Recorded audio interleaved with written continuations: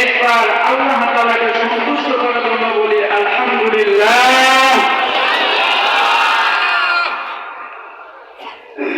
মাত্র বিশেষ কথা বলবো, পরে আপনাদের কথা মন্তব্য বলবেন।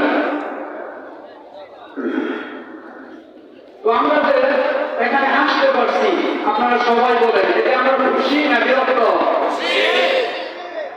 আল্লাহর হাদিস সাল্লাল্লাহু আলাইহি ওয়াসাল্লাম হাদিসে বলেন, কোন মানুষ কোন ব্যক্তি যদি আলেম ওলামার মুখ থেকে একটা কোরআনের আয়াত একটা হাদিস পড়ে পক্ষান্তরে তার বিপরীত কোন ব্যক্তি যদি 80 বছর পর্যন্ত নফল ইবাদত করে, তাহলে 80 বছর পর্যন্ত নফল ইবাদত করে যতটুকু সওয়াব আল্লাহ তাআলা 100 বেশি সওয়াব ওই ব্যক্তির আমলনামায় দিবে, যে ব্যক্তি একটা আলেমের মুখ থেকে একটা কোরআনের আয়াত একটা হাদিস শুনে।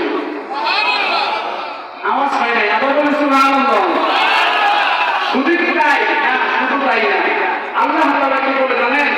আল্লাহ তাআলা বলেন, মান জাআ বিল হাসানাতি ফালাহু আশরু আমসালিহা।